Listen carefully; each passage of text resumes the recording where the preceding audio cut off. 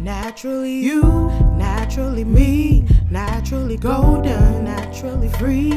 I got the style, I got the grace, I got the looks, I got the face. Pour up some wine, time to unwind. I'm here to talk, what's on your mind? Good conversation, let's talk relation. Hello, and welcome to Naturally Me. I am your host, Veronica Smith-Creer, and I have with me today, or this evening, my beautiful cousin, Dominique. I'm so glad to have you here. So today we're going to be talking about naturally talented. And as you can see, we are that. First off, I want to talk about hair because naturally me is not just about hair, but hair is so important.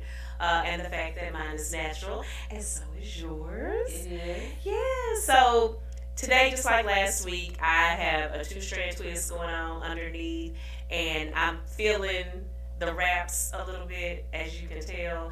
I really enjoy when I'm wrapping my hair. I want a big scarf that'll do a big, little, I don't even call this a bow, but do a nice little wrap. And I'm going to do a shout out to my sister-in-law, Jacoria. She got me this one, this scarf, and it is really big.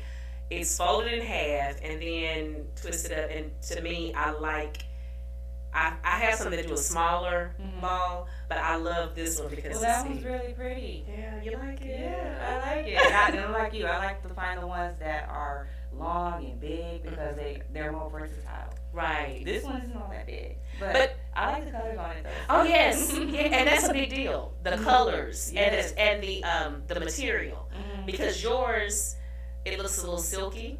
Yes. So this one, as you can tell, is not. And I tell people, because I'm natural, you're natural, and if you are natural, you don't want to have any type of material that'll pull your hair or pull the oils out of your hair. Right. You don't want anything too rough. Right. So my thing is something like this, not like what you have on. I always either put a small bonnet or I still call it a headscarf, made out of the silky type material. I have one tied up underneath, and then I put my scarf over it because I don't want this kind of material. Right. On my Up hair. against your hair. Gotcha. So if I had one like that, I just put it on and keep going. Yeah, my daughter was just reading something online yesterday. She was looking at, she's a natural hair Okay. too. So she was trying to see like how she should care for her hair.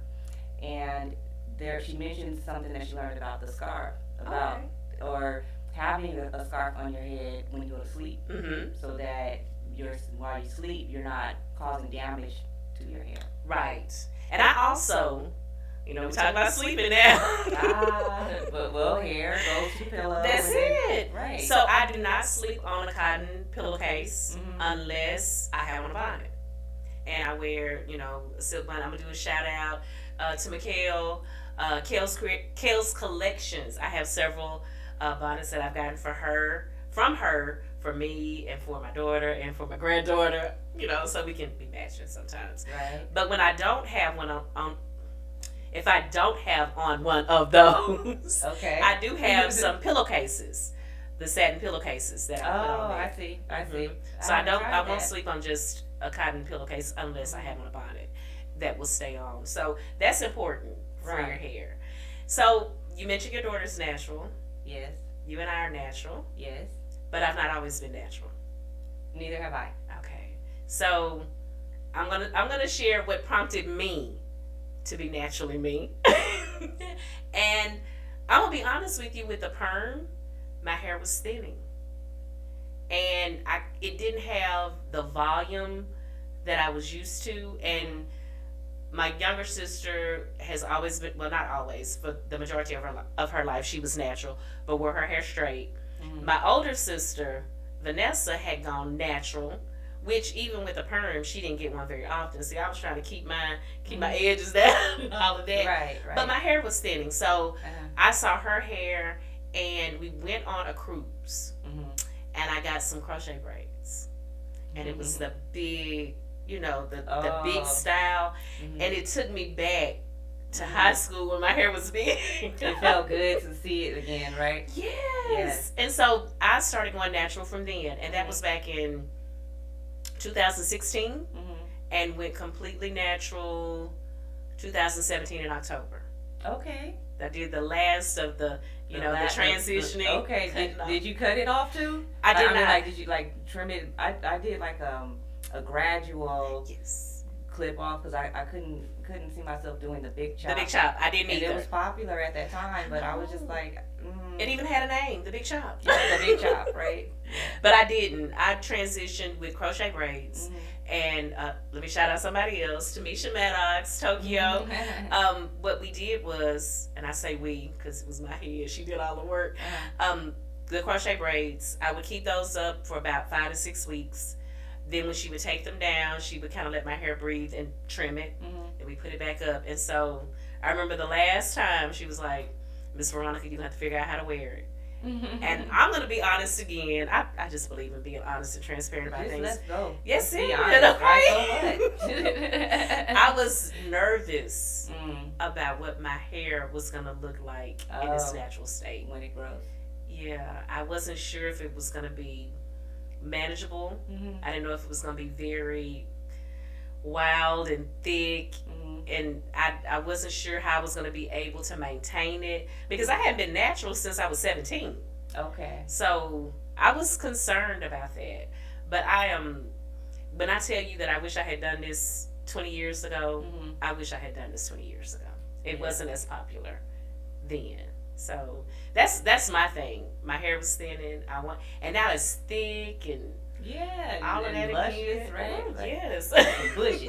yes. My hair was like, I started getting the perm when I was 7. Okay. Because I was so tender-headed, and it broke everybody's heart to comb my hair. And my hair was really long and real thick. Oh, okay. So my mom put a perm in my hair when I was 7, and I was glad about it for many years. Right. And it wasn't until, I don't know, maybe 10 years ago or something like that, and the perms started getting to my hair. Okay. And they was thinning, just like how you said your hair was thinning. And I had to learn a lesson because I had negative things to say about my hair when my new growth would come in. And now I appreciate having some hair. Yes. Right? I'm not ever going to say anything negative ever again, but like that. But I was standing in the mirror in the bathroom with another box of perm in my hair, and I had that little wooden little scoop, and I mixed it up, and it was so thin. My hair, and I put my hand inside, and it was thin, but there was new growth, and I was like, and then I just looked at myself. What are you doing? Right. So I put it down that day, and I never went back. What I did from then was I just started doing a twist out. Okay. So, and the twist out was nice looking, and it was still like I just had new growth that was about that, like an inch, and the rest of it was permed. So over some years, as it was time to trim my ends every other month, then I would trim my ends, and then you did it yourself? I did it myself. Okay. I just said I'm just clip this off because I don't want anybody to hurt my feelings when they decide how much hair they think I should get clipped off. Right. Okay. Right. But I did push myself a little further because I used to trim. I was stingy when I trimmed my hair. Save the soul. I'm like, that's not all that don't need to come on. But this like this, and I would be satisfied with the results. Right. Because it would strengthen it when you trim it. Because it's like a together we stand and divided we fall type thing. That's right. So if your ends are scattered like that and then they're breaking, then your hair, even it could be growing from the root but breaking off at the ends, and then you don't like what you get. So you got to trim it. So I was doing that, and then I would start being a little more generous, because I did have a goal of having natural hair all over and no more permed hair. Right. Okay. So as the natural hair continued to grow, I just continued to cut a little bit more off, and then now it's all natural. I don't remember when, how you remember, when you cut your last end off. Right. I don't remember that, what day that was. I just remember I do remember the feeling though, That's it. That's it. So natural. I'm here.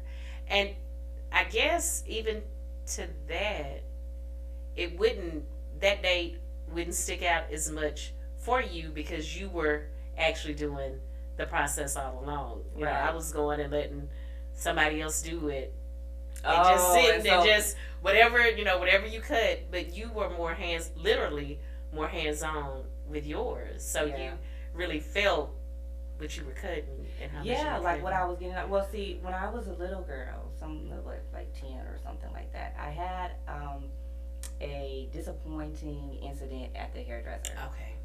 So, that was enough. I understand. I understand. Those were some of the things that I want to say is not. It's not just us. When I say us, I mean us. It's not just a black hair thing. Mm-hmm. You know, you can go to the beauty shop or you can go anywhere and have a disappointing experience. Of course. And then that's it. But as far as hair Mm-hmm. is concerned, and I'm talking about us there, you can have an experience where that will just totally keep you from, I'm not ever going back and I'm not Right. ever doing that. And I think not just the beauty shop or whatever, I think those types of things is what keeps us kind of in that box of I'm not going to try that, I'm not going to do that. Yeah. So beyond the beauty shop experience, when you mentioned a few minutes ago that the new growth, you said you were going to never speak negatively about that because having a perm, that was the thing. I don't want, when the new growth starts coming in, it's time for a perm. Yes. That's, when you were getting a perm, that's what it was. So now, being natural, you're ready for it. You're here for it. It's a freedom to be natural, and it feels good, and it's natural. So like that's who you really are, and that was one of the things that at one time. Not only did I have a perm, but I also had some color in my hair. Mhm. It was fun. Yeah. I was young, right? Yeah. But when my first child was born, I looked and I said, well, I want my baby to know what I'm supposed to really look like. Okay. And I'll tell you an incident I did to myself with that color too. I decided to do a touch up. And the color. A little bit too early, and my goal was to have light brown, right? And my hair is really dark color, Mhm. it's about black, right? So I would get this like kind of golden brown, almost blonde kind of. Do you know I highlighted my hair? I looked like a. I looked like a yellow highlighter that day. Oh my. It was I still didn't learn after that because it was still some time before I had my son. I was still Just trying something different. I learned a little bit. I think I went darker. Okay. The next time, I thought I needed a touch up, but so chemicals and they burn. Not only am I natural right now, but I'm also gray. Okay. And I'm just not gonna go there anymore. That's it. You're gonna embrace it. I embrace it. Yeah. I embrace love it, that. and I think there's a beauty in that. It And is. I'm gray at a young age. I'm not gray like completely Right. gray, but there's like noticeable gray. Mm-hmm. And even people that are older than me get shocked like you're gray, and I'm like, yes, I am.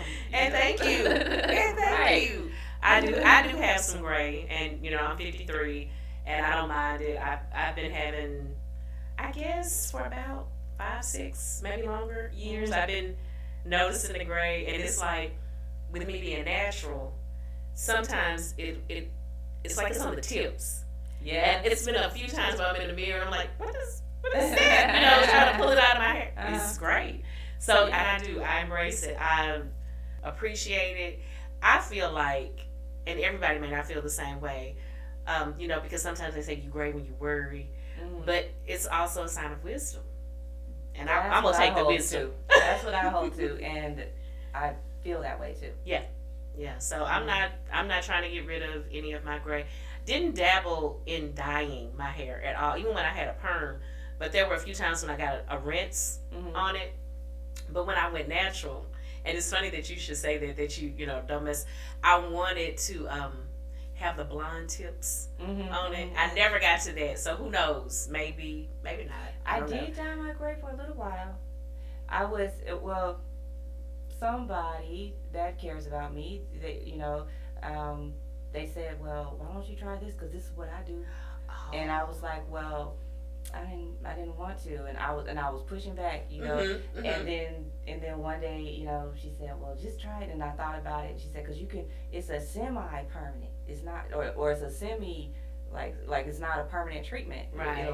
So I tried it, and I went with a like a reddish brown kind of look, and what it did, I think, is like it went after the gray areas, and then the other part of my hair was still more like the same, the regular Okay. color, right? It might have touched it a little bit, but It went for the gray. it was sort of like it was like a blend, and I did like it during that time, but after a while, I just said, well, the reason that I got the semi-permanent was so that I could turn it off if I Right. I didn't want it to be permanent, so yeah. Yeah, so I stopped. Okay. So I mean, just a change every now and then. I'm listening to you, and you've done a lot with your hair. I never gave myself a perm. Never. I guess I did some adventurous things just to try them out a little bit, but I would do my own perm. I did my own trims. I do my own styling and things like that. When I was in junior high school, my aunt gave me this molecular hair curling kit. It was those steam rollers. Yeah. My mom, she didn't want me to use a curling iron, and I felt like I had these styles in my heart that I wanted to do. Okay, I need some curlers. I would get up I was 11 years old. Okay. Okay. I would get up at 4 o'clock in the morning with my steam rollers, and I'm telling you, the Lord bless the work of my hands. My hair was banging. Okay. It was Okay. I would get to school, and there were people that were very upset because you know how that kind of thing goes with children and stuff like that. But that was during the time where French rolls were really popular. Okay. And then my French roll was like tight. like my French roll was rolled and smooth, and it was done at home. And sometimes it was I couldn't find but like 2 bobby pins, and my French roll would be on, and I would have my little steam rollers and had these little twisty curls coming down. But my goal at that time was to do a different hairstyle every day. A different and unique hairstyle. So every time I walked into the school, what is she gonna be today? What is she gonna be like today? So, incident in class, right? Somebody was disappointed that I have a French roll for some reason. Okay. That my hair was nice. And they were mean to me. They went over and they came and they got behind me and took my hair down. Because the teacher walked out of the classroom. So she thought she was, and you know what? It was not a big deal. Right. Because when she did that, I smiled and rolled it right back up right in front of her. So after that, every little girl in that classroom wanted a French roll too. Okay. And guess who got to work? I took bobby pins out of my own hair and hooked their hair up. Look at you. Now what is the title today? Naturally talented. Right? Yeah, we weren't natural hair at that time. Right, but the talent was there. The talent was there. For sure. We liked to do hair. It was a big deal to do hair. All the girls like to do each other's hair all the time anyway. Right. I think that's still a thing for those who can do hair to want to share that, Right. And people want you to. My daughter took cosmetology for a while. Actually got certified in it, and I've done her hair more than she's done mine. But I think I've been like the hairstylist, or I'm the one that'll shampoo and roll the hair and all of that. Yes. But I never did the perms or anything like that, so you got me on that. But with this natural hair, I love the versatility of it. And that's one of the things that, for me, naturally me, this is about. Yeah. I mean, with the logo, with the natural hair and the microphone and the crown and all of that, I think we have to really understand that our natural hair is so diverse, and it is a crown. It's our identity. Yes, and in its natural state, it's amazing what it will do. And I think I forgot, and I mentioned earlier that I was a little nervous about what my hair would look like when I was completely natural and how I'd be able to manage it, because it takes me back to what you mentioned about the new growth. And when you have a perm and the new growth is coming in, it's hard to, it gets hard to manage. I can remember saying, when it's time for a perm and it's thick and you got all the new growth, that when you comb it, it sounds like you're eating an apple. You hear all of that crunch. And so now, I'm not concerned about that. I love the fact that it's thick and that it's coarse and that it'll hold and all of that. I think what we learn when we go from having parents to being natural, or what we're reminded of, is to stop trying to get my hair. Stop trying to get my hair to do what it doesn't want to do. That's right. Let it do what it does. It'll be nice. It'll be, because you can see the struggle. You can see that you told. I can see it. I can see it. I can see that I told my hair to do something it didn't want to do. To do something, and it'll stay just like that. But there was isn't it always that one little corner? Yeah. Sticking out, right, or something by the end of the day, or the back of that ponytail that come out right there, like that. So, and that's because that's not what my hair really wanted to do. That's it. And when I let my hair do what it wanted to do, it did it. Then we were both happy. Come on now, I like that. It's funny that you would say that, because one of the things that I love about natural hair is that you can pull it up and it will stay. Yes. I love, and I've seen it written that, our hair reaches up to God. It reaches up. It'll stand up on its own. It'll stay up. It's not going to fall down. And I've looked at some of my favorite hairstyles, because I don't have a new one every day like you did. Oh, I stopped doing that. It was maybe for a few months, and then I quit. But it is important to me for it to be versatile. So it's not always a different hairstyle every day, but I want it to be different. Right. Like there are some weeks where it may be twisted. Like I may have the 2-strand twist, but even during that week that it's twisted, maybe I'll pin it up, maybe I'll pull it back, maybe I'll let it, just different. Right. But I love it when it's in I take it down from the 2-strand twist and just let it, like you said, do what it does. Yeah. Some of it will be pointing this way, and some of it this way, and some of it, and it's just, I love it. But it's full, and you can see the health of it. Yes. And you can see the beauty of it, and that is actually, wouldn't that be relaxed hair? I love it. Wouldn't that be relaxed hair? It's right. It's not tense. It's not. Yeah, that's when the hair is actually relaxed. We've been lying to ourselves, haven't we? You heard it here first. That is when your hair is relaxed. That is so true. That is so true. So yes, so much talent with hair. Even with the different styles, with the head wrap and all of that. I know we talked about it takes a bit of talent for you to tie it the way you want it. Some people have remarked, how do you get it to do that? And it's even with the wrap, it's a lot like your hair, because if you've ever worn the Bantu knots, you twist your hair and you let it kind of do its own thing when you twist it around. Right. It's kind of the same thing with the head wrap. If you want this look, you twist it and it puts enough tension on it that it'll just kind of do its own thing. So you made a big old Bantu knot bow. Yes. That's exactly what this is, because I twist it like you would twist your hair and then wrap it around. So there you go. And it's natural. It will happen naturally if you let it. Just twist it. I think there might be some people that don't know what a Bantu knot is. Can we describe that? Yeah. Let's see. Yeah. A Bantu knot is when you said it, right? But I just want to say it one more time. Right. Just to make sure that it didn't get missed. The Bantu knot, like Veronica said, Smith-Creer. I can be wrong. Wrong. Like I said. This is my cousin, so I'm like, right.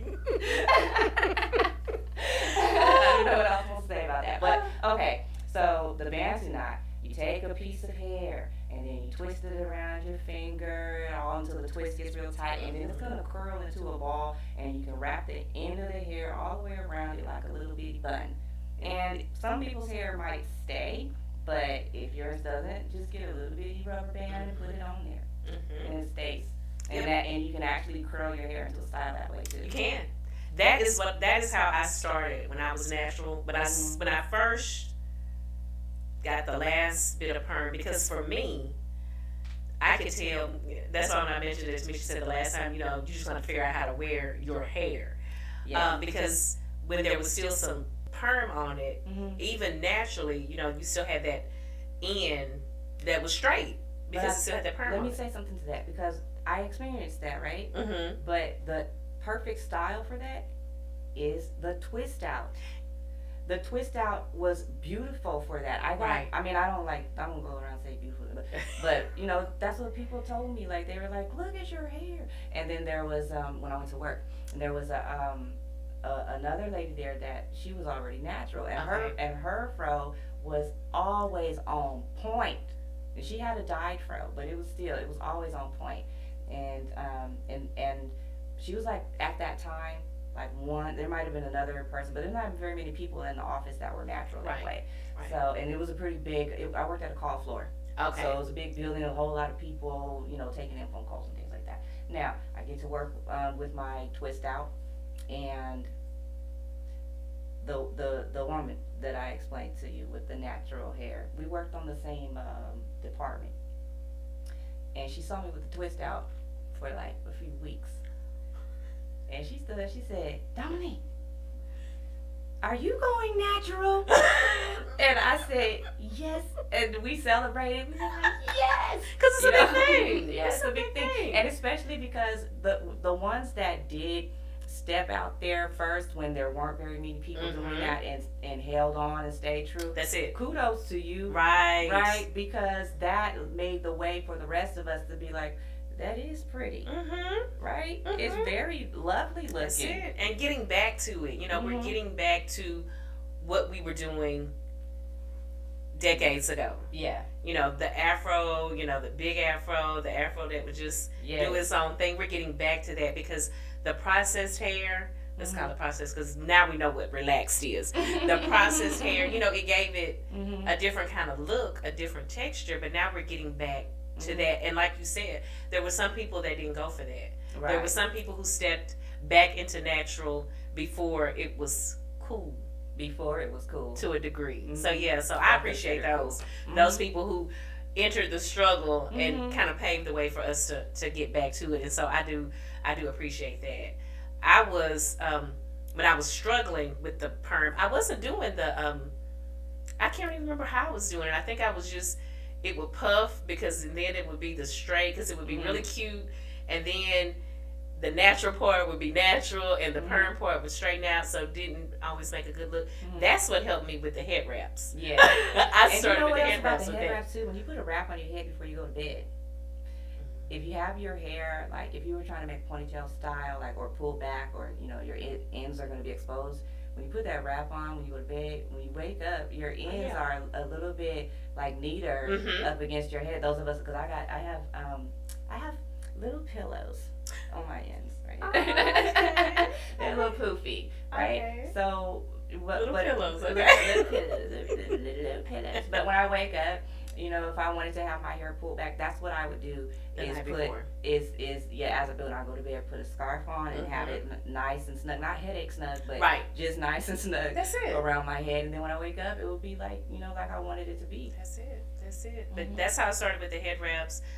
And when I first went all the way natural, I did the Bantu knots.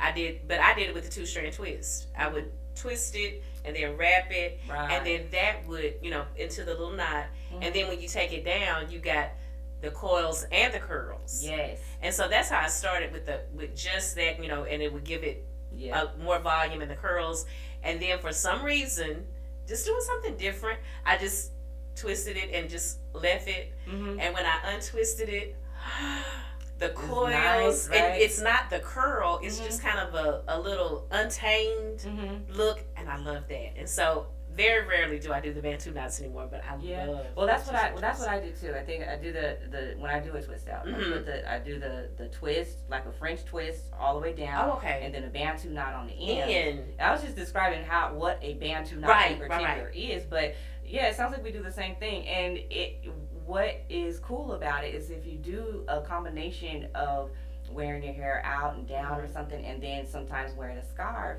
you can get away with a lot because you can put your Bantu knots in and twist out, put your scarf on, you can have it up like that for like 2 or 3 days, and then not even have to do your hair for a little while, still come on now, feel come on, good sister. inside and smile, and then when you're ready to take your hair down again, you got a whole new style. You take it down, yeah, you got a new style. That's it. So again, that is the versatility of natural hair, especially if you're working it with the scarves and the different styles. Yeah. I even have some of the little, I call it hair jewelry. Some of the little, yes. I don't do beads, but I do the little gold or silver the little clips that like they're kind of like little cylinders or something. Right, and you can put them on. You gotta tighten them up a little bit. I like those, so I do those every now and then. And because our hair is so versatile and it's just so awesome, there are times when I have some pictures. That's why it's important to take pictures. I got some pictures where I twisted it like the rest of it would just kind of be coiled, out, and then I may take a few strings or a few and twist them and put some little jewelry on it and pull it over. And honey, you can't tell me nothing. Okay, I just now thought about something. I'm sorry I couldn't wait until you got finished speaking. Okay, you fine. Okay, look, let's do it. Look, okay. We already mentioned that we're cousins, right?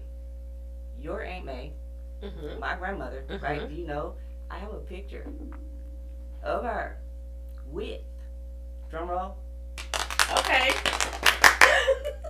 an afro.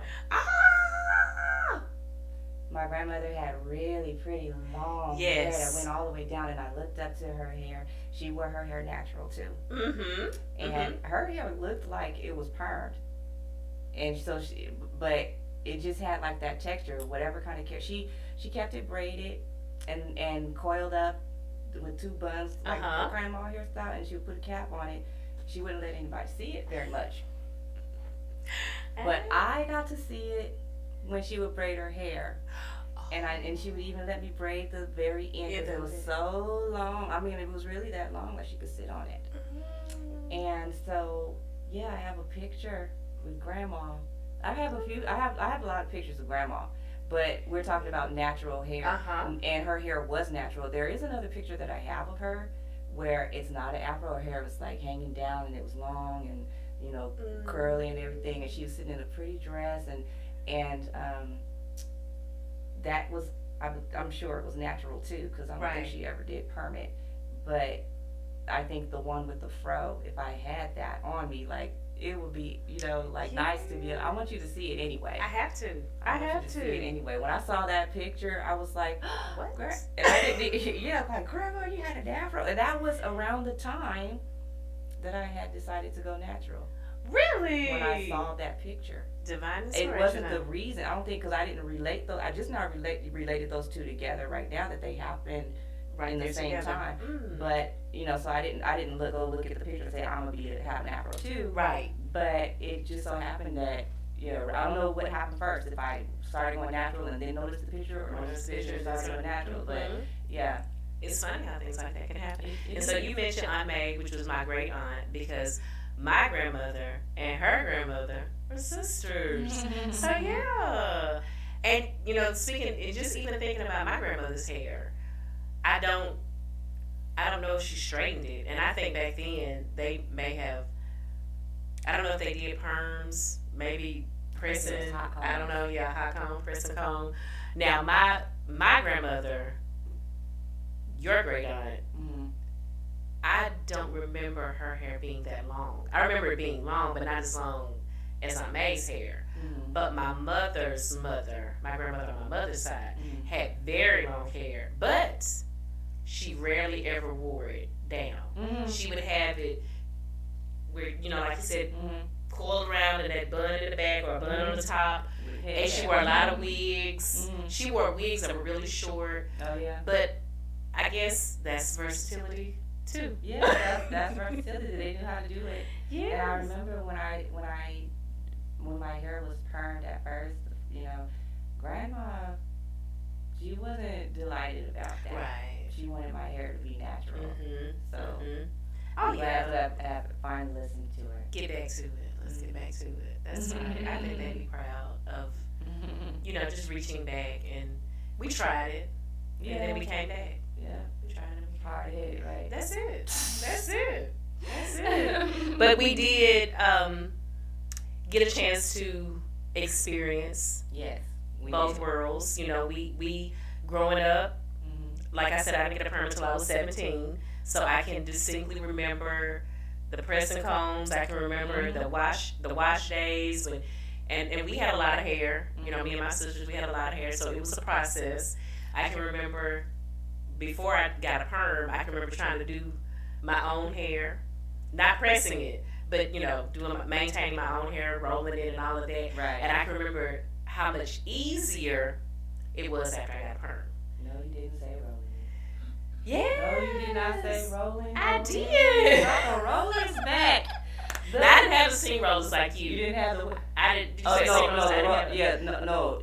When you said, I know I mentioned steamrollers, but that's like a certain kind of thing. You said Right. rolling your hair, and that's not That's the same. different. That's it. That's when you put your rollers in your hair before you go to bed. Put a scarf on that. Hope the rollers stay in when you wake up in the morning and see that some of them fell on the floor and put them back in the Because middle of the night. that'll mess up your hair. Right. Yes. Yeah, that's how we was rolling our hair, right? From the sponge rollers when it was getting pressed, which when you take those out, you're going to see some of your hair in there. Yeah. That's when you had to start, you found out you need to wrap it with something Right. to keep, and then they made the satin ones. Yep. Then you can find the satin ones that had the little satin thing on it. But when you got the perm, it was called the magnetic rollers, where Yes. you rolled. And how did we sleep in those? Because they were Uncomfortably. hard. Very uncomfortably. And that brought on the different headscarf. I can remember my aunties in New Orleans, their hair, because they all had perms, rolled their hair on those hard magnetic rollers, but because they were pink and green and all those other different kind of colors, they would put a pretty headscarf on to tie it up. Because, like you said, you roll your hair up at night for the next day, but like we do with the twist out, we tie it Those up. rollers would come out. But they would wear like if they had to go to the grocery store or whatever, they would tie their hair up with a pretty scarf, and roll with that. And just let it go. Okay, so now we talked about those rollers. Yeah. Remember that old school hair dryer that came in a little suitcase looking thing with the hose that comes out of the end and the head cap that goes on it, and you put those rollers in there and put that on there. Yes. Yes, I remember that. That's a nostalgic memory for me. Oh my So I like gosh. to talk about those. And I sometimes. hated the hairdresser hair dryer. I did hated sitting under the hair dryer. It's like it gave me anxiety to have to sit under there. If you had thick hair, and it was never getting dry. you had to stay. You had to stay under there. You couldn't. I want to so get out hot. and take a breath, and Wasn't it hot? I do not miss that I at all don't either. with this hair. So yes. Yeah. So a lot of good things with hair and learning, figuring out what works best, because that's one of the things even about natural hair that is always a conversation piece. What do you put on your hair? Yeah. What do you do to your hair? Because what might work for my hair may not work for yours with what you want. Right. Even the look that the products and the technique that I use for my hair, you can do the exact same thing. We get different results. That's it. So you gotta know Like it or what. not. Right. So you have to know what works best for your hair. Now I have been, and I'm not trying to. Well, yes, I am. I guess I am gonna shout out a couple of products. Okay. that I love. I still oil my scalp. It's still important to me. People can feel how they want to feel about that. With Royal Crown. Okay. I have used that forever. That's what I grew up. My mother used it. When I got back to my natural self, I found some. I've been using it ever since. Now they don't make it with the little tin top. Now it's plastic with a plastic top, but the same red and gray. I have used that for years since I went natural. And I use African Pride Twist and Lock Smoothie to twist my hair. And that's those are the ones that you like. That's my thing. I was thinking about it a little earlier today when I knew we were going to talk about hair. And I thought, well, Hmm. I guess it's whichever product you like Mm-hmm. when you use it on your hair. Like we all been using something, Right. right? Right. So out of the things that we've been using, What works? what works? Like which one made you, like your hair a lot? That's it. There is one substance that I think that I would say to try, and when that would be argan oil. Okay. Now, Okay. once upon a time, no, Way no, back. one day when I was just getting into my twist out, and I had recently, maybe for months, had been doing the twist out and avoiding perms, right? Uh-huh. And I was trying to figure out like what would be the best product to. I wanted it to shine a little more. It was Okay. like turn the lights on or something, you know. Okay. So, I found myself at the care store, and a lady had told me because she asked me like what I was looking for. They come help you in there. Right. So I told her, what my goal was, and she showed me this argan oil. Now, what kind of brand it was, or Okay. whatever. Yeah. But it was argan oil, and I did my twist out with the stuff that I had been using, and I took a little bit, so at that point I might have had like maybe 6 or 7 rows. Okay. Of twists, right, with the Okay. bantu knots on the end, and on each row I would treat each one Okay. the same way and make sure it's nice and moisturized before I twist it.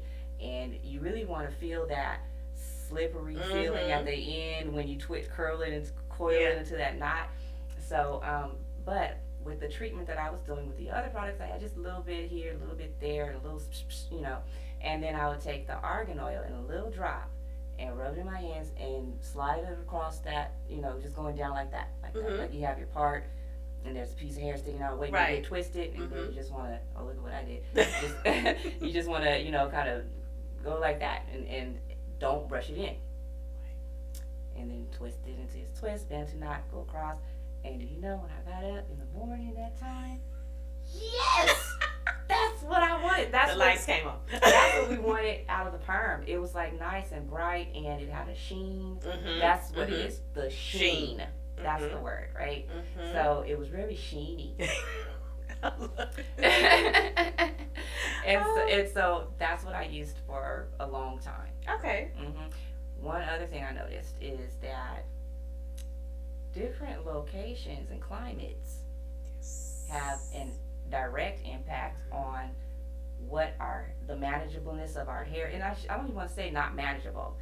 How our hair responds to climates. So if we go to a place that's more humid, then you got to do your hair this way. And so like in some places I would go to, and it seemed like the argan oil, it wasn't doing what I wanted it to do anymore. And you know what?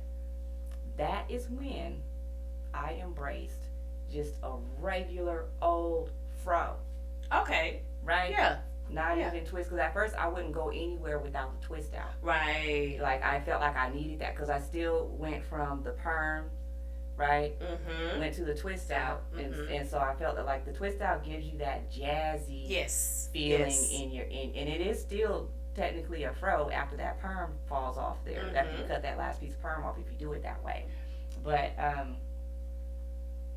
so I still needed some kind of, I was still hanging on to something, right? I needed it to do something. And now, and my elders, they were saying like, why are you doing it? We couldn't go anywhere, because I was like, without me having to twist my hair up and make it fresh. Okay. Right? And like, why do you have to even do all that? Your hair, that's what they were telling me. Like, your hair looks good, like just like how it is. And I'm like, and they were calling me. Anyway, I'm not gonna mention. Right. Okay. Anyway, no, they were saying I look like a certain person. Oh, okay. Right? That's all. Okay. But so and I wouldn't let that go. I wouldn't ever like leave without twisting my hair and having that look on there, and which is very nice, but it's also very nice just to let the whole fist punch out, right? Like just let the thing, right? Let the fro just flow, and when that air goes through your hair and touches your scalp a little bit, it feels really nice.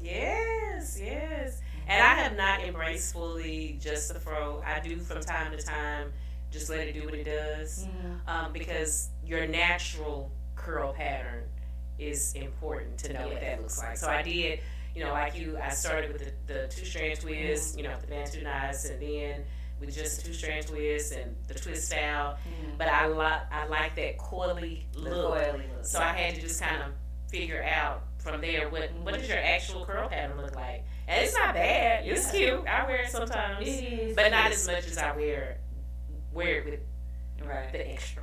Well, see, like even when you do a fro though, like it's nice to have a hair care regimen Right. with your Right. fro.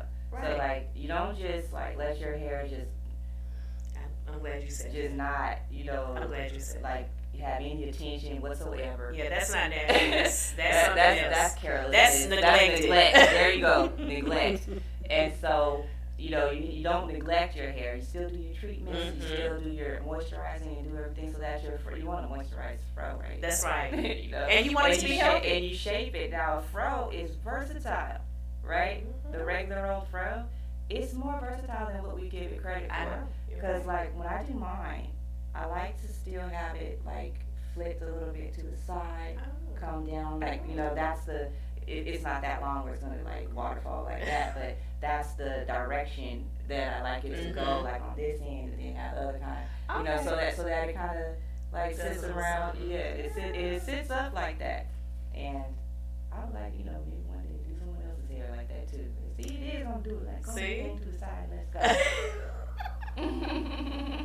So that is, and it's a talent, definitely a talent to doing hair and achieving what you're looking for. One of the things that I realized, even with going to the beautician and not doing my own, that you don't always. It goes back to people want to know how you do yours. That doesn't mean yours is gonna look like that. It's just like people going in with a picture of Halle Berry, and you want your hair like that, you may not come out looking like her. You have to embrace what's yours, and I think that's the natural. And I think part. that's the key is embrace what is yours, what you are already naturally given. That's it. And we're very naturally talented. On that note, we're gonna switch gears just a little bit. Okay. Just a little bit. Let's do it. We talked about hair, and we've even talked a little bit about how we're related and some of the things that make us who we are, some of the experiences that we've had that either change us or encourage us or whatever. We've done that even with talking about hair. So we have both. We're cousins, and I guess have more in common than what we thought, because the natural hair is one thing. The fact that we both smile big is another thing. But just recently we realized that there's something else that we were doing, and she called me and we got to talking, and she revealed to me that she's doing a thing, and it's a thing that I'm doing. And I think even with what we've discussed about hair and heritage, I like that. Yeah, hair and heritage. That's I part think of that it, kind of right?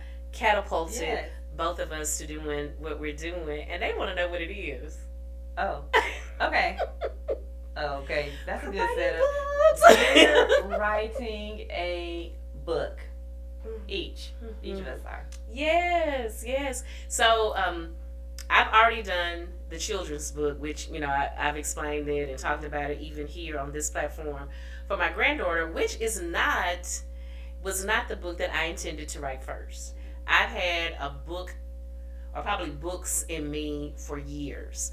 One of which is a book that I wanted to write, ironically enough, about my grandmother. Not your great aunt, the grandmother, but my mother's mother, the grandmother, about the things that she used to say. And so that was supposed to be the first book. About 10, 15 years ago. That was supposed to be the first book. Yes, that long ago. But God's timing is always perfect timing. So we got the children's book for Skylar, and now we're working on my other book. Now it's coming together as you're speaking, and I'm looking you in your eyes when you tell me this about the things. What is the title again? By Mimi is the Mayor? No, the things my grandmother. Oh, the things my grandmother used to say. It's like that, right? Okay. Mhm. Okay, so I remember sitting in front of grandmother while she was combing my hair. Okay. Okay. And explain it to me. Really? I mean, I'm Yes. serious. Like, I had my little, she had her chair that she was sitting in every time. I had my little bitty rocking chair. I Mhm. was 5 in this memory. And grandma would do my hair before I would go to school in the morning and things like that. And every time she would talk to me, or we would sit there and snap peas or something like that from the garden that was in the backyard Yes. or whatever. Now, she would tell me things of wisdom. Mhm. Really, kindness is what she would speak to me, and how to be kind, and to remember to be thoughtful, and to remember to be courteous, and what these words mean. Mhm. And when she would explain these things to me, she would explain to me that her mother taught her these things, and that her mother's mother, taught her mother these things. And it's always been something in my heart to, I've been really trying to tell people from time to time, like, do you realize that we need to remember what our elders told us? Right. Like, we don't want to let that wisdom get lost. You don't get it back once it's gone, That's it. right? That's it. And now you're writing a book about things my grandmother used to say. Right. And it goes back to much of what you're saying Mm-hmm. about the things that they taught us, the things that they said, the things that they were very intentional about. Mhm. And I can recall, and me and my cousins, even me and my aunts, me and my mom, used to talk about some of the things that my grandmother used to say, and how at the time it didn't quite make sense. Right. She would my grandmother would not always just, okay, be nice to people. You never know, what you're gonna need. You never know when you're gonna need people. Mm-hmm. One of her sayings was, "A cow needs its tail more than one summer." Just, I mean, just okay, and Yeah, as kids, what does that mean? And so you get older, you hear it, Mhm. you hear the context of which it was said, you Mhm. understand that you need people more than once, or you Right. need more than one time. So Mhm. the cow, yeah, he needs his tail for the summertime to swat the flies away and all of that. Okay. But the next summer is gonna come around, and you're gonna need it Still again. needs a tail. So Right. those relationships that we Mhm. have with people, if I need you today, I may need you again. So I need to be mindful that I'm gonna need you again. Yes. So different little things like that she would say. Those are gonna be the little life lessons that are in the book, and I don't want to get too far ahead of y'all because it's coming. But that'll be the next book, and then I got some other books coming. That sounds delightful. I'm happy that you're writing that book. Like, that's Yes. really, I mean, hey. Yeah. And you know what? Like, maybe I'll save it for later, because there's some Okay. things that I think, because you're still writing it, right? I am. Okay, so maybe some of the things I might have to comment about the subject of your book, maybe I'll just share them with you. Okay. If there's anything like that you like, because it's another elder, right? Yes. And that yes. is really, it's so important. It's so important. It's so It's part important. of it. Not even just those sayings, in my opinion. I like also just the teachings. Yes. The things that they taught us to do that we didn't care about and we wanted to neglect and not listen. And then just at least, if that's happening to anybody that's listening to this, you have someone that's considered, it doesn't matter how old you are. Right. If you have someone considerably older than you and they're saying something to you, and you can tell that they're saying it to you because they care and you disagree, at least remember what they told you. Right. The wisdom of it. Because At there least is wisdom in remember it. that. Because later on, when it comes back around and you think about it, you're like, oh, that's what they meant. And then you realize how to benefit from what they were teaching. That's it. But you got to hold it. And those are that is exactly what this book is about, because the things that she would say, they didn't make sense to us at the time. But you live, you learn. I mean, that's what our foundation is about. Yes. Is those seeds that are planted, we're the result of a lot of those things. So we have to make sure that we take it back. So yeah, the process of that. You want to share a little bit about your book? Or why you decided to Why write I a book? decided to write a book? Yeah. Oh, well. Because this is your first book. The Lord instructed me to write a book. Mm. Told me to write. So I started writing. As far as sharing what's in the book, I have to be careful. Well, don't. But you are right. I have a little something Okay. that I can share, but I'm just gonna say I have to be careful because um, I get to talking, and then the next thing I've been told, and that's why I'm writing a book because as much more as much as I will talk about something, and then I'm like, well, now it doesn't even make sense because I got to tell them this part, then that. So I'm like, You done too much. and so I was so happy and grateful that I was instructed by the Lord to write this book because now I can see the thoughts that I wanted to share coming together, and it feels like a relief. Mm-hmm. Like, Therapy. now, the book is going to be called You heard it here first. Let the Truth Be Told. Oh. There's a little, like, I had to lean back for that one. Okay. There's a little old, I don't know, paragraph that you might see throughout when anybody that reads it. Let's see. It says, and it has to do with the flow of the book when a truth is about to be told that might be, did that really happen? So Okay. here it goes. Now, what I'm about to tell you, I kid you not. Let the truth be told from the young and to the old. I'm gonna have to be bold. I can no longer hold it. Just believe it or not. Once I told it. Uh-oh. Did Cuz just spit a rhyme? I love it. All right. I love it. But I think even with what you just said, Yes. and the people who get it will get it. It is a process. It's a process. It's a process, but what we have to be mindful of, for those of us who can see it and understanding, God's timing is just it. When He instructs us to do something, it can be something that you wanted to do, that you've been planning to do, that you felt like you needed to do, but until He gives you the go ahead or the instruction to do it, it's really just a thought or a want or even a desire. But there is what is the word that I want to use? Not necessarily a fulfillment. Yes. In knowing that all of the pieces have come together, and now you get to go ahead to, okay, thank you. Right. And I've been wanting to write. I have had a book in my heart. Yeah. Since I was 15. Okay. And not a book, but books. Mm-hmm. So I think seems because I could see, like I could, without even, within a moment, I could see like how the whole book is going to be, even though doesn't that seem like too short of time? Yeah. But I could, but within a moment, like I can think about the book within a moment and see like a lot of different, like from the beginning to the end, how it's supposed to flow and the different parts of the book. But yeah, books, right? That could be written. I don't know, but I know this one has been ordered, so I love it. I love it, and I mean that process, and if we can talk about the process just a little bit, okay. Because even for me, like I said, the children's book was not my intention.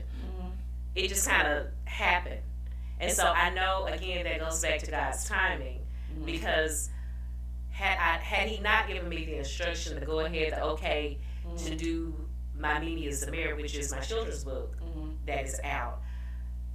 With me not getting reelected, it would have been not irrelevant, but the timing. If I had waited to do it later, when you're still there. yes. Yeah. So if it hadn't happened then, or when it happened, it wouldn't have. I won't say it would have been irrelevant, but the timing has been very important.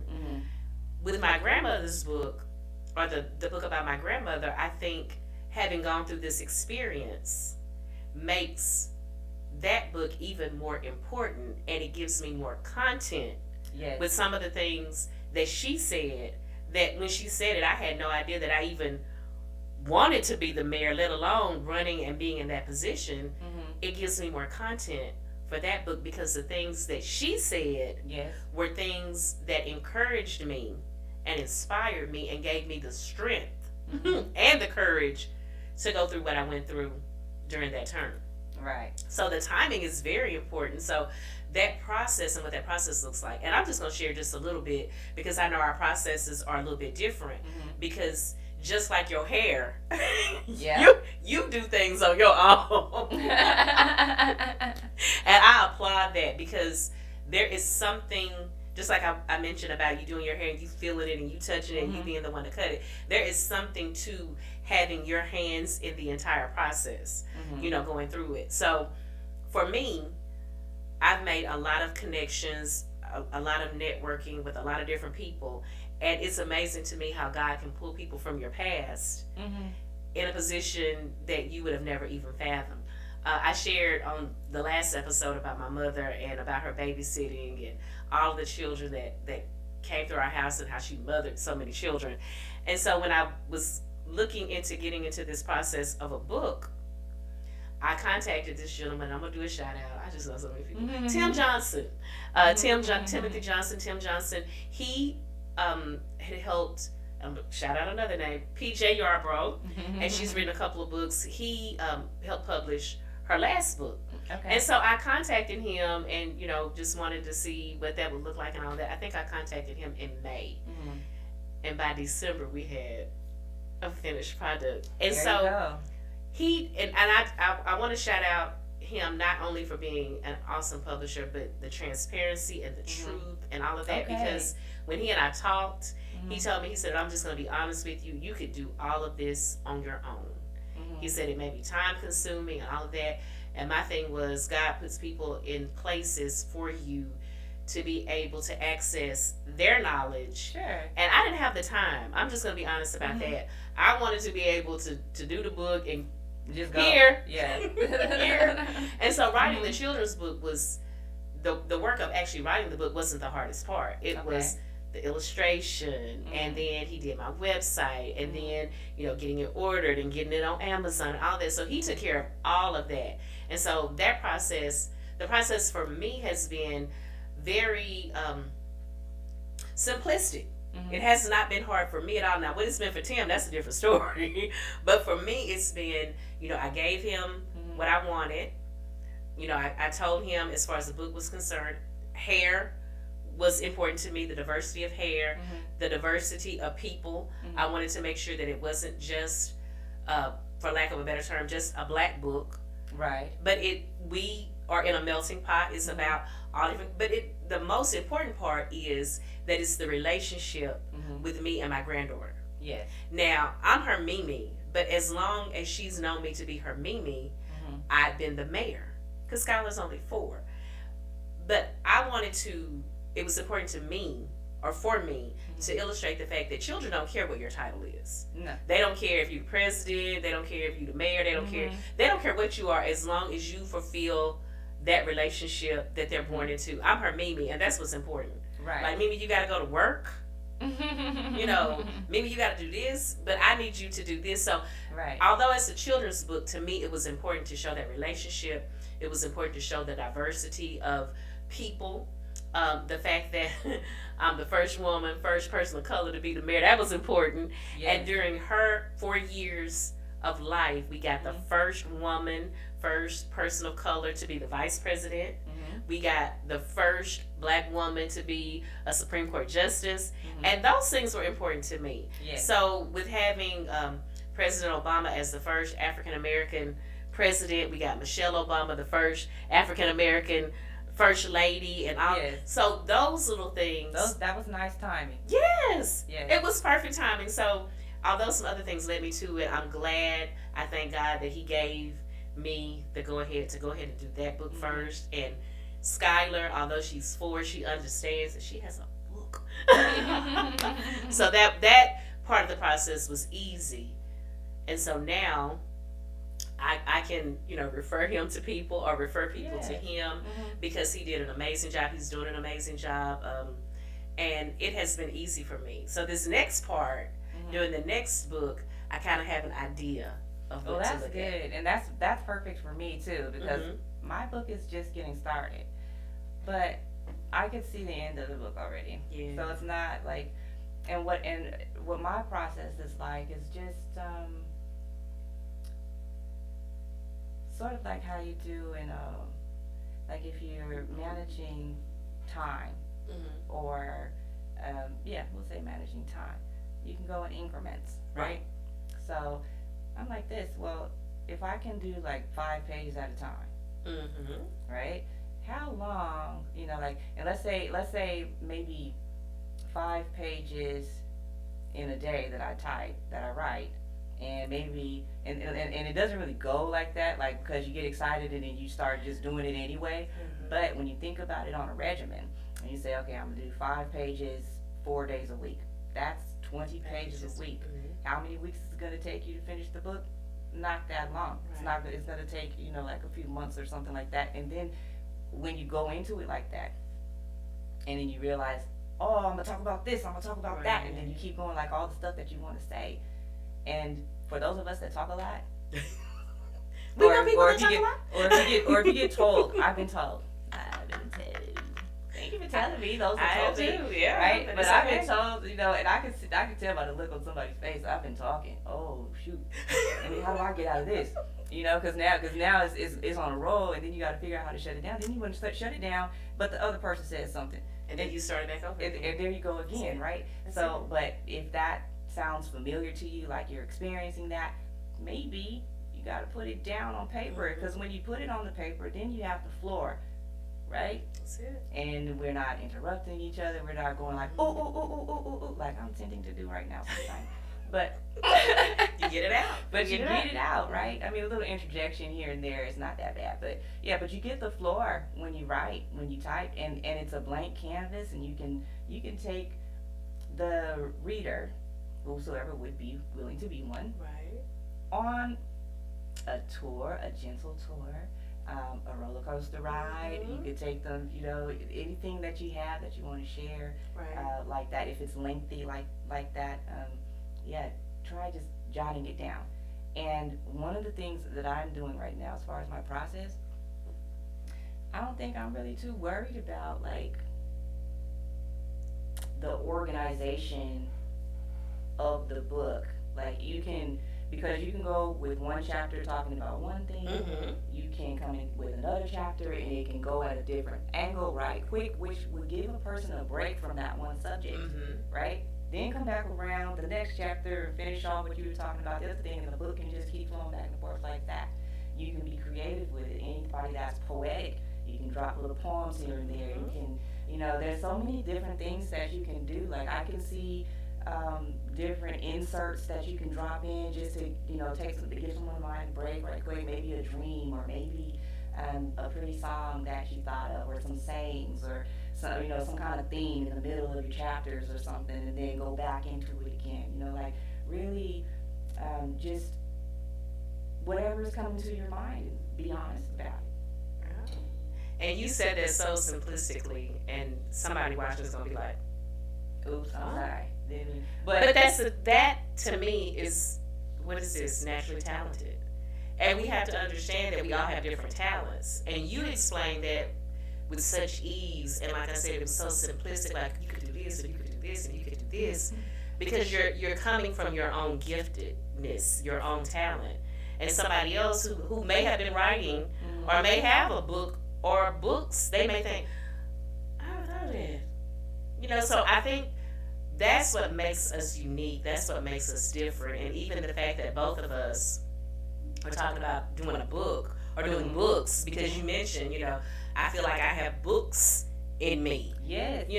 So everybody's approach is going to be different, but that's how you know what your natural talent is. There you go. You don't have to depend on someone else's definition of how it should be. I know you and I were having a conversation even about chapters. Yeah. And you were thinking, now what is how a chapter to you? Yeah, a chapter to you may be 2 chapters to me. Like, oh, that's a lot. Or it could be like, oh my gosh, I didn't want to stop there. I didn't want to finish. Right. So I think those are the things that you keep in mind. And I think it's just so amazing how you mentioned that you take the reader on this journey and give their mind a break, or give the, get them, that's talent.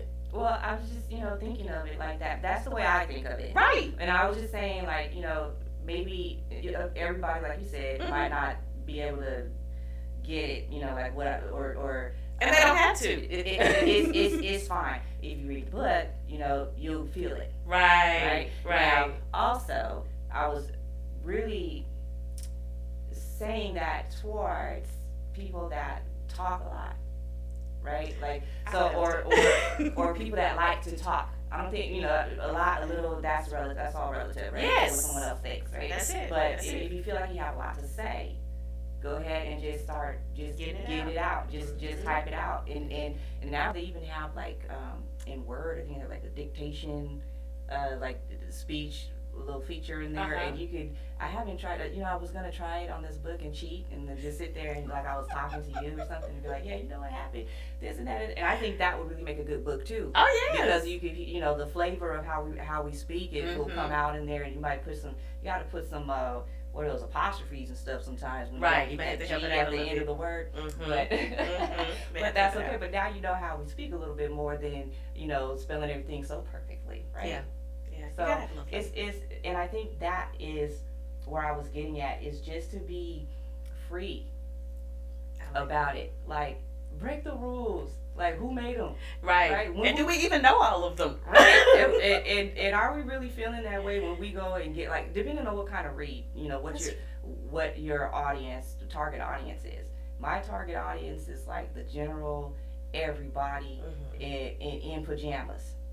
That's my target audience with my book. So that's why I said I don't really, pajamas. It's a pajama read.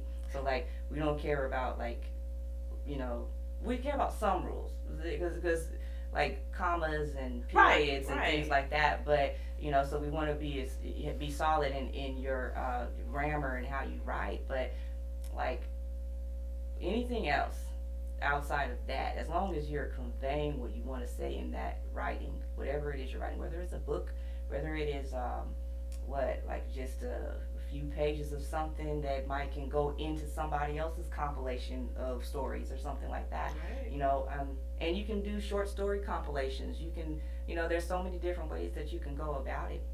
So yeah, it's a blank canvas. That's all I mean. I said all that to say it's a blank canvas and have fun. That's it. Well, I think it will, if people didn't tune in at the very beginning, if they just tuned in and heard you talking, they would think that you've already written several books. Nope. Yeah. So I'm an itty bitty book right now. I'm on chapter 3, and I'm telling you, I just finished not finished. I'm halfway through chapter 3 today, and it feels so fun.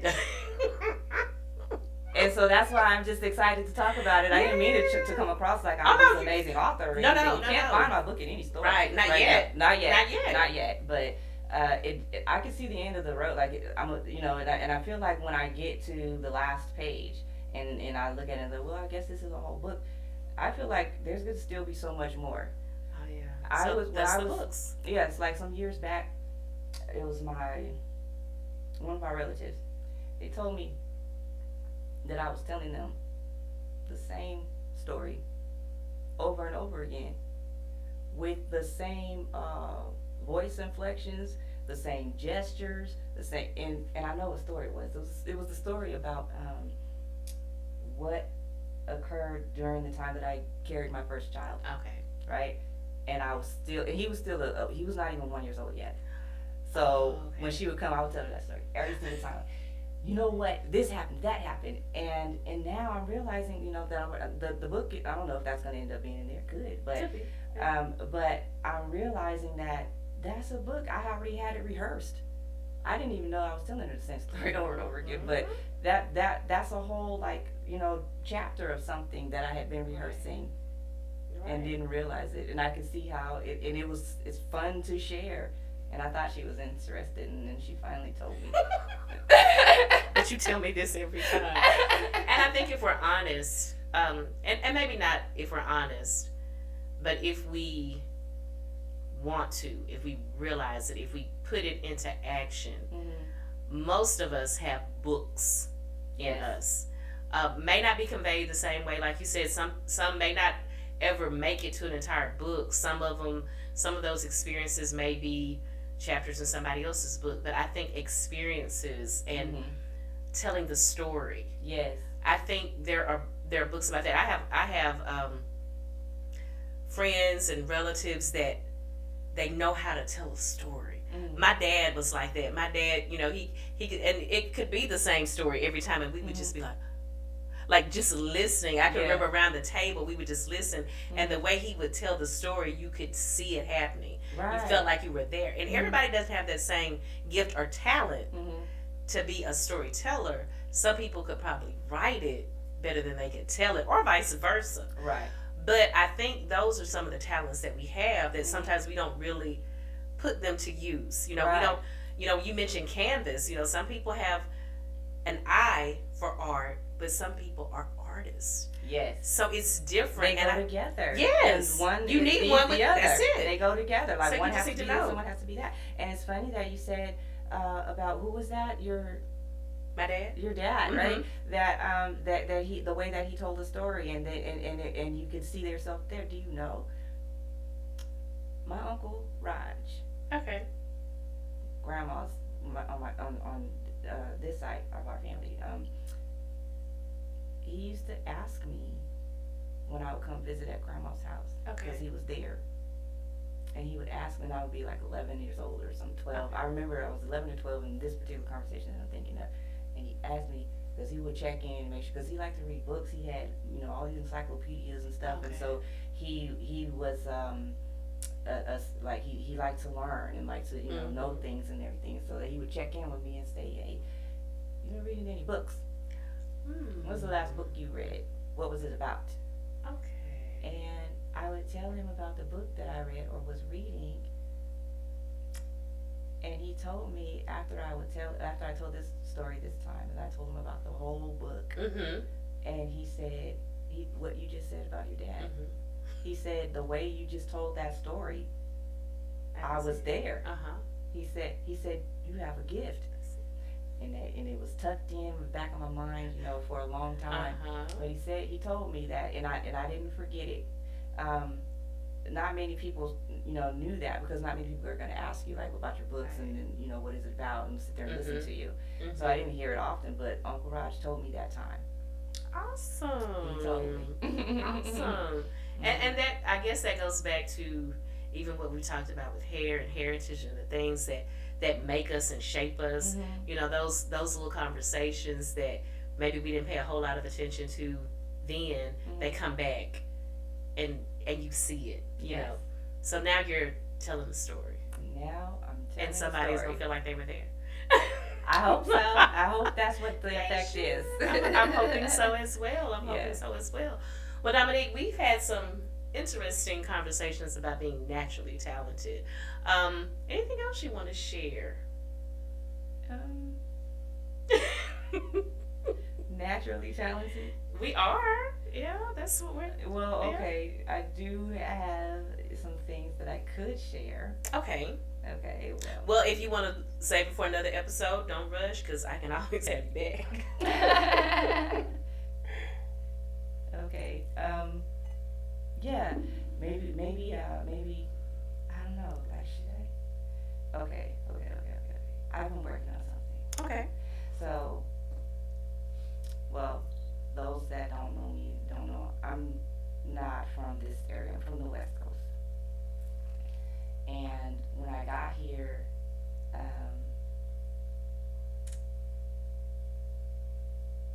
I had some time on my hands, and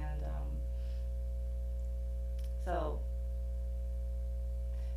my family, my mother and my father, they were both musically inclined. Grandma, she had a piano Okay. in the house, so a lot of us are musically inclined. As far as singing or musicians and things like that. Okay. So I have like a little program on the computer that I don't know how to use very well, and I started touching buttons and stuff. Okay. Since I've been here, to try to learn how to do a few things. And there's this keyboard in there, and one day I got up and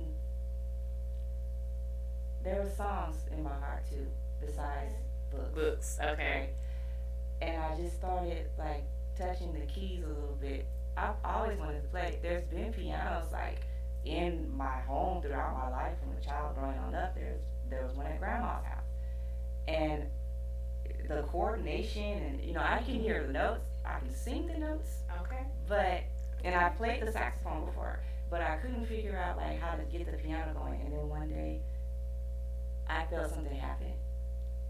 I'm not a piano player right now at all either, but I can. But what's been happening is like as I practice, it's like the Lord is guiding my hands and showing me how to touch the keys better. Okay. Right? I'll say it that way. Okay. I don't want to say, I'm not going to jump out there and say I have a piano because I'm not coordinated enough to do that. Like, I can't go and be like, and then everybody say, yay. That's not going to happen right now. But right? you learn. But what I have been able to do was apply what I have learned to the program and use tracks. You know, you can slow that beat all the way down. And you can play it as slowly as you need to. If you can hear the notes in your mind, you know, you can put them out there and then speed it up, and then you can hear what you were trying to do, right? So I was able to do that. And there was something that I learned as I was putting it, like I put a little beat together. It's janky because it's not done the right way. But it's not. It doesn't sound that way. You can't tell when you hear it. Okay. But for like if an engineer was gonna look in there and be like, "Girl, what did you do? You had this track." Right. But hey, it came together enough for you know to be able to hear what it's gonna sound like. So the lyrics that I have on these songs, the lyrics come directly from the Word of God. Okay.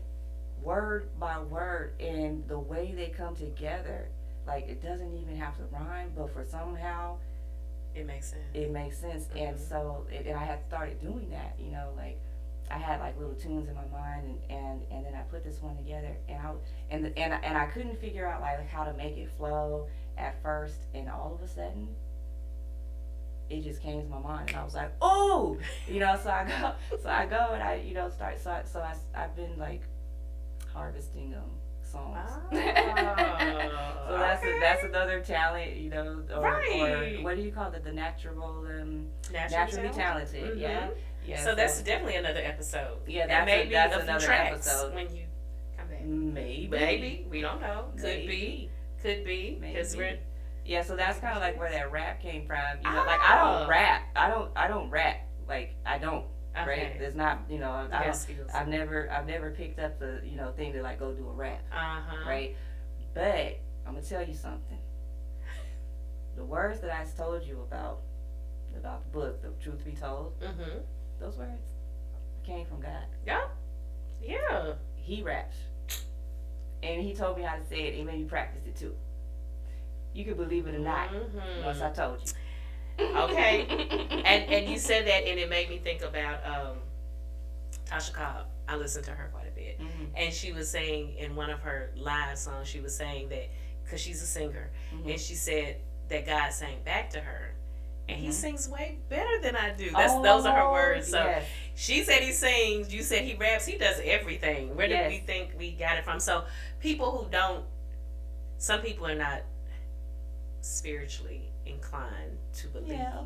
And some people may not have been exposed to different things. Sure. But we have to understand that all of this talent comes from God. It's part of our gift, you know, things that we do naturally, naturally gifted, naturally talented, whatever you want to call it. The naturalness comes from our Creator. And that's why natural is beautiful. You heard it here. Maybe not first, but you know it. Dominique, I want to thank you again for being my guest. And you don't have to promise.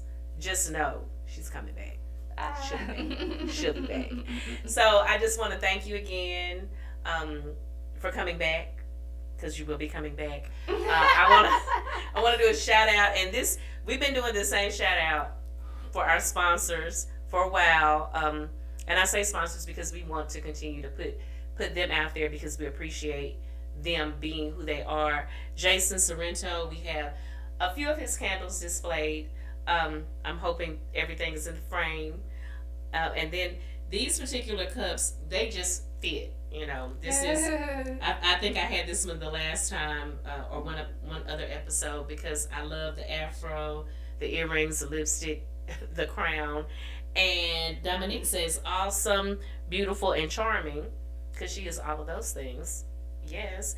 And then we have BU Fitness, Miss Ashley Johnson.